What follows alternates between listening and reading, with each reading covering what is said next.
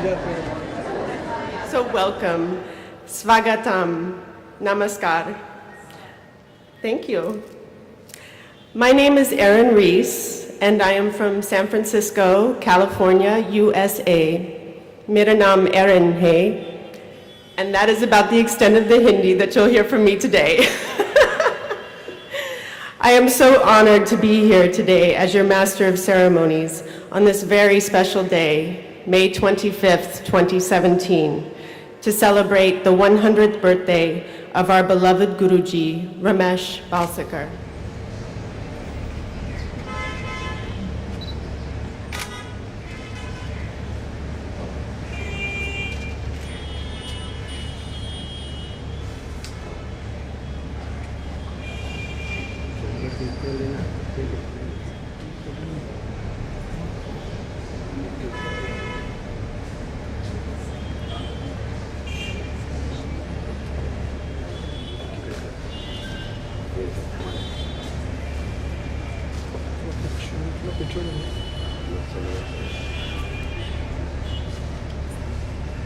Happy birthday to you.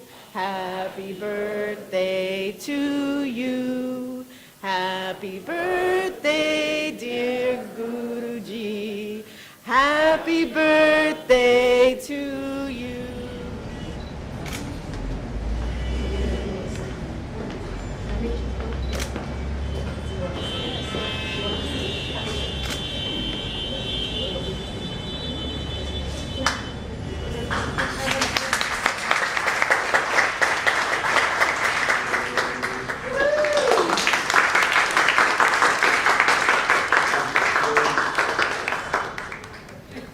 Okay, now for the exhibition.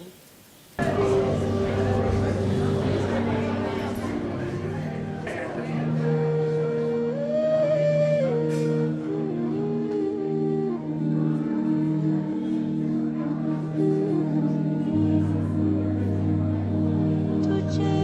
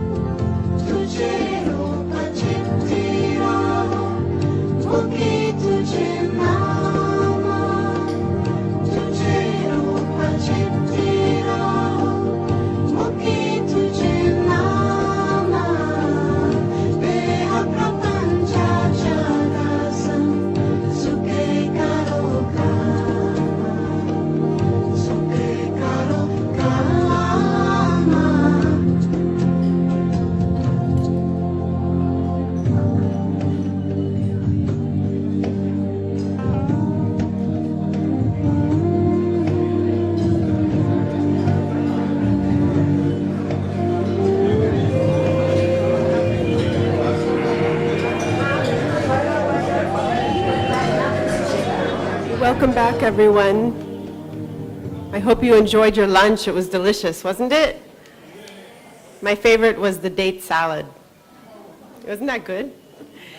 So before we get started with our afternoon's festivities, I've been told we have an announcement that today's speaking tree in the Times of India is about Ramesh. So please make sure that you check out the newspaper today, okay? So let's get started with our speakers. Our first speaker of the afternoon is the man whom Ramesh considered to be his spiritual son. Wayne Lickerman was both a seeker and a family man with a successful export business when he met his first and final guru, Ramesh Balsekar. When Yogesh asked me to speak at this event, I was tempted to write something down in the hopes that I wouldn't disappoint, but I decided against that. And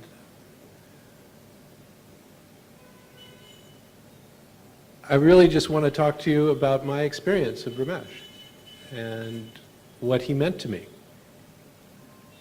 what happened to me as a result of having met him.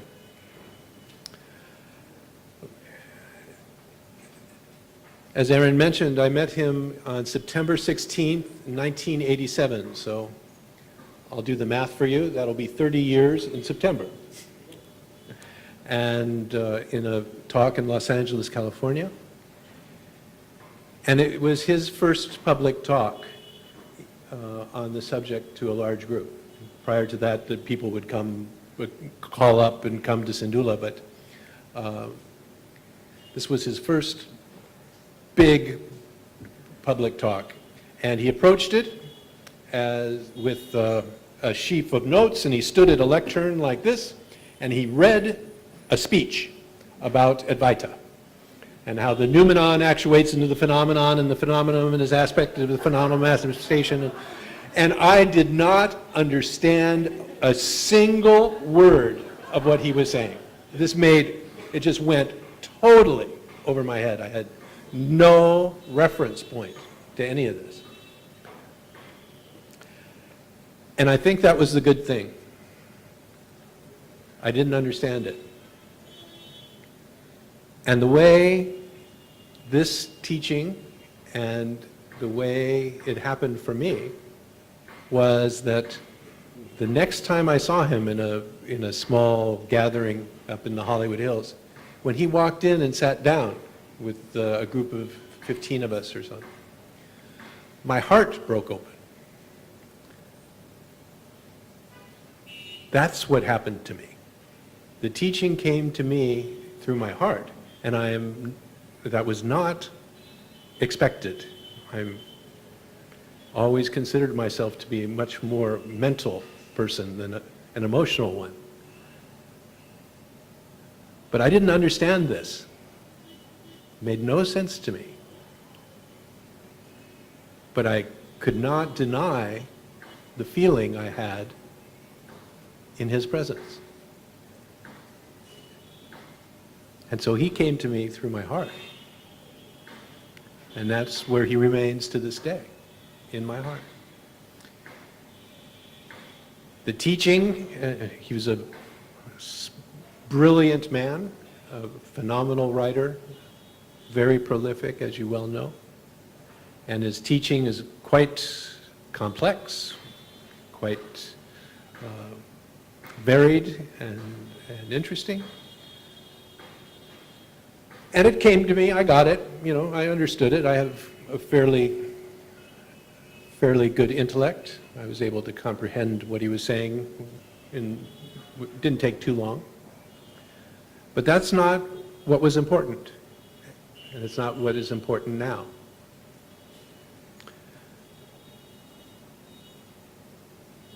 Through my heart opening, I felt that which he was pointing to. Because all of these concepts that he uses, that I use, other teachers use, all of those concepts are only pointers. They're not truths. None of them are truths. Mine are closest to the truth, but but really, none of them are.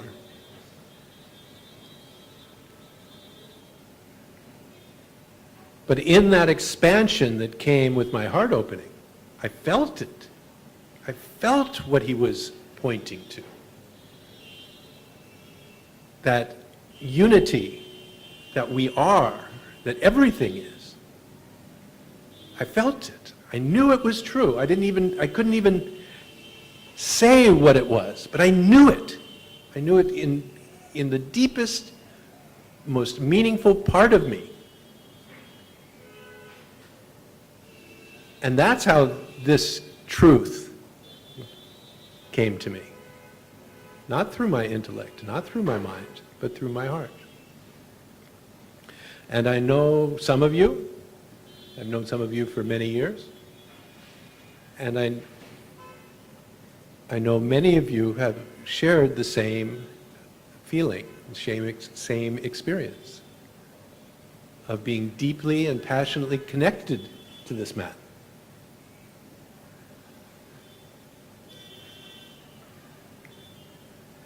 So for me, this event is about gratitude.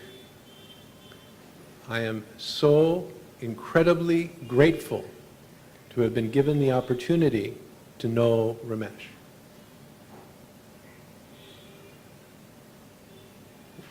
I am so grateful for what that connection did for me.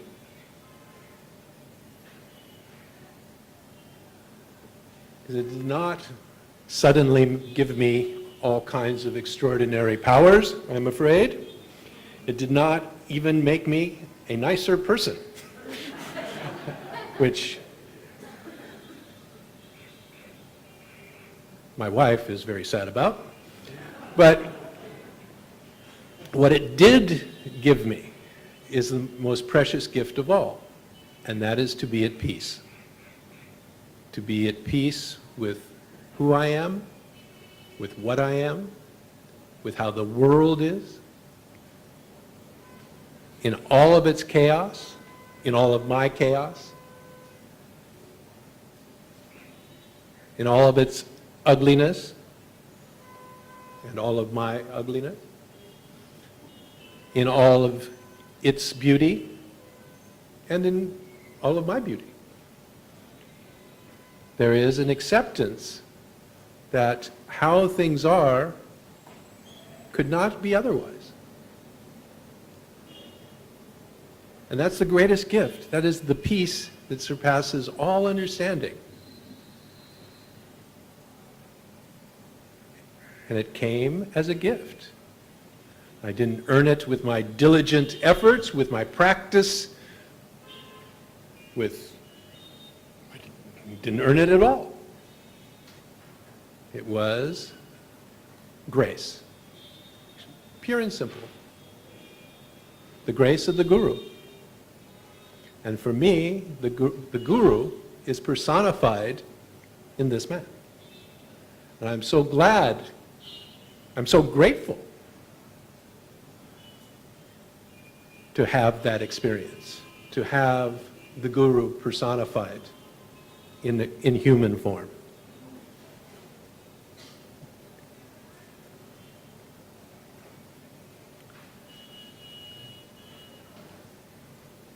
So with that gift came another amazing gift. And this one is personal. I was introduced to the Balsekar family, and who warmly took me in.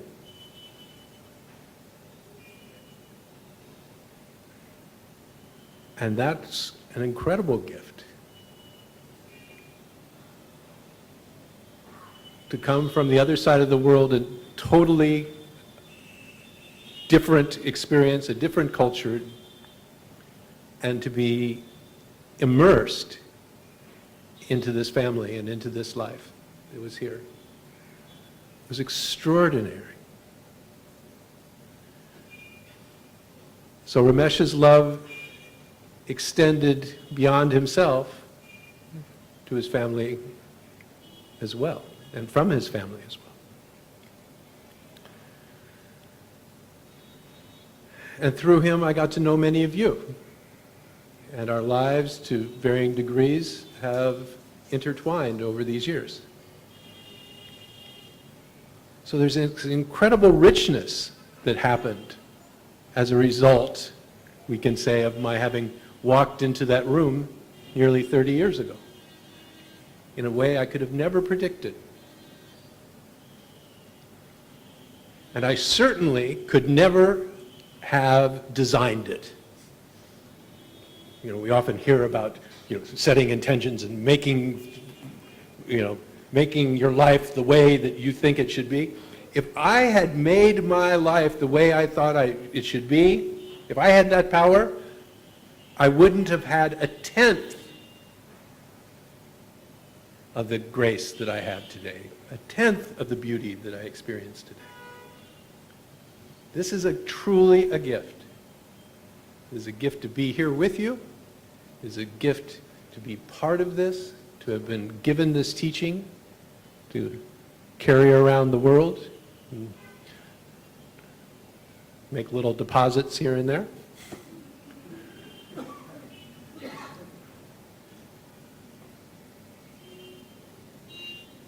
And hopefully, to help spread some of that love and openness that was so freely given to me by Ramesh.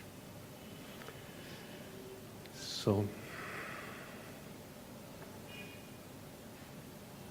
there's a lot more to say.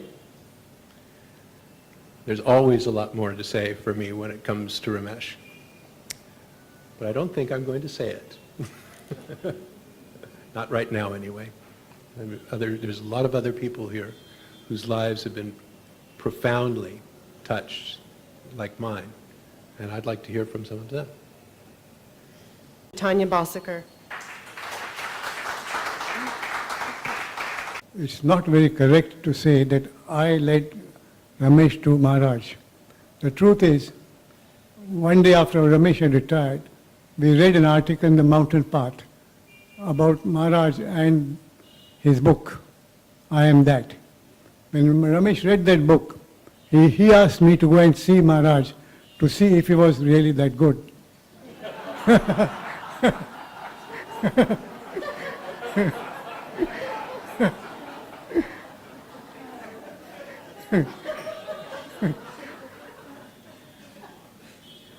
And I went to see Maharaj and was duly impressed. And I told Ramesh so.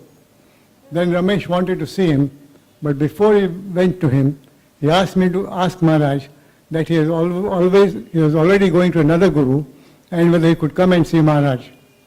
Maharaj said he could go to 100 gurus, but he could always come to see him. So after that, Ramesh went to see Maharaj, we went to see him, and our life was totally transformed. It's my pleasure to now introduce to you Akshata. Where are you? Ideal for me to talk, but I think I don't know what to say. It was wonderful being able to stay with him. Happened completely by chance. Rashad and I were coming back to Bombay, and we were trying to figure out where to stay, and he said, why don't you ask him if you can stay with us? And Rashad was quite happy. I mean, he still says that he's got this family and it's the best gift he's ever got. So we moved in with them, and I think it's the best thing that ever happened for him to be able to see my kids. Murti was Guruji's most loyal servant, and he is himself the author of books on Ramesh and the teachings. Known and loved for his fantastic sense of humor, he was always so warm and welcoming, but he did have that other role, escorting people to the hot seat to look the tiger straight in the mouth. Without further ado, let us welcome Guruji's right-hand man, the anchor of all satsangs, our dear... The first time I met Ramesh, okay, I told him all about me, meeting Maharaj, and for 45 minutes he wouldn't allow me to complete a sentence. And I don't remember what he talked to me for 45 minutes, except what did you get from Maharaj? Or whatever Ramana Maharshi said was a concept, and that was a shock for me. But after 45 minutes, I felt so light. I told my brother, he is my guru. I mean, nobody made me feel so happy. And that's how the long journey started with my guru. I got his number and I telephoned him and I said, do you give talks or lectures or do you teach anywhere? He says, no, but people come and talk to me, so you're welcome if you want to come and talk to me. So as luck would have it, he was just a very short distance from my house. So I went and saw him. And what he became for me, I felt like rebirth. I felt I was reborn with both Sharda and Ramesh as my parents. He taught me to live, to love, and to laugh. He put me on the path of self-acceptance like nobody else. I didn't know what a guru was. I was not interested in having a guru. So Murthy had asked me once, in the early months, is Ramesh your guru? And I had to think about it. So it came to my 30th birthday. I had a very rough time at work. And I told my mom, I said, I'm going to be at home. I'm not going to celebrate because it's been a rough year. And the doorbell rings and Ramesh walks in as a surprise birthday gift. So I was asked, what did you feel when Ramesh walked in? And my immediate answer was, I felt God had walked in. And then I knew that this is what a guru is. The God in human form. There were 3 of us who went to meet him. And he asked me if I had a question. So I started off with a question. I said that when I sit down to do Vipassana, and after that moment, an amazing thing happened. The question just dissolved. There was no question left. And all of us were laughing so much till we had tears in our eyes. And I knew I had come home. I knew he's my guru. Nothing has really changed in me, other than that I'm really enjoying life like a kid. I just don't feel like an adult anymore. Totally feel like a kid. I go to the forest for treks. I go to Canary Caves regularly. And in the monsoon, I'll go and swim in the river. I was finally home. I had found home. And Ramesh had brought that moment to me. When I came to see Ramesh, my head felt like it was in the tiger's mouth. I had a business problem to face. And I asked Rameshji, how does your concept work in business? And his eyes lit up, and you know, it was a question he loved answering because he was so practical as a guru. You know, whatever advice he gave was meant to work. So the advice I got from him totally freed me up. You know, do what you need to do in the moment. You're not the doer. So these words, you know, it's a beautiful journey. And I have been blessed to know a lot of gurus, a lot of masters, living ones as well. But, you know, somehow when I'm faced with an issue, what pops up is what I learned from Ramesh. With him for 3 months. For 3 months I fought with Ramesh because as much as I wanted to accept his teaching, I could not because he was taking everything away. He was leaving me with nothing.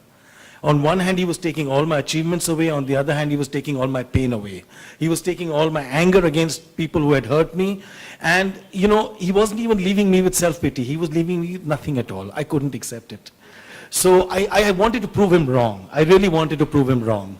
So he would make a fool out of me. You know, I would try to prove him wrong. He would just, I'd go back home, do research, come back to try and prove him wrong. Again, he would with a feather tickle me and completely demolish me.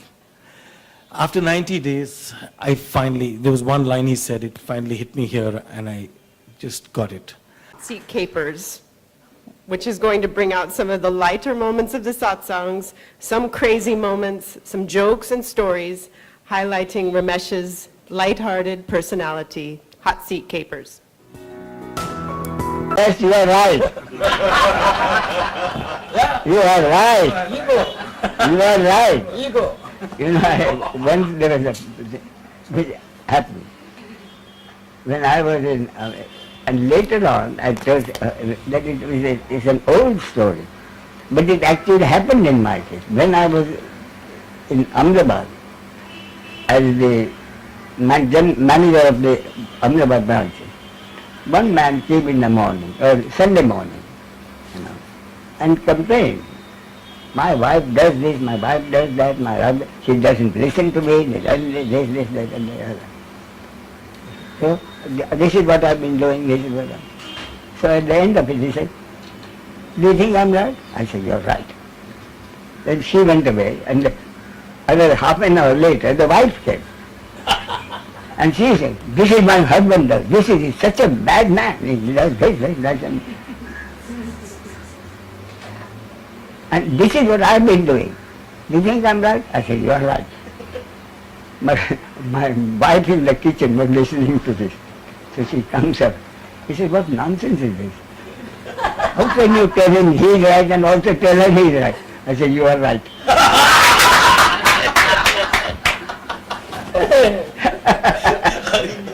Actually happened.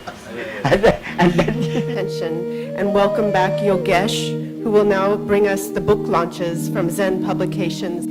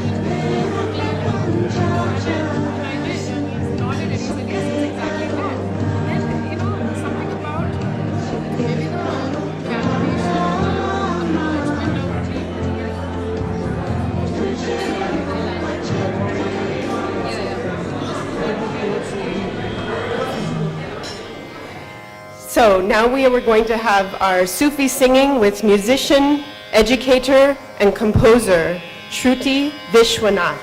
Oh,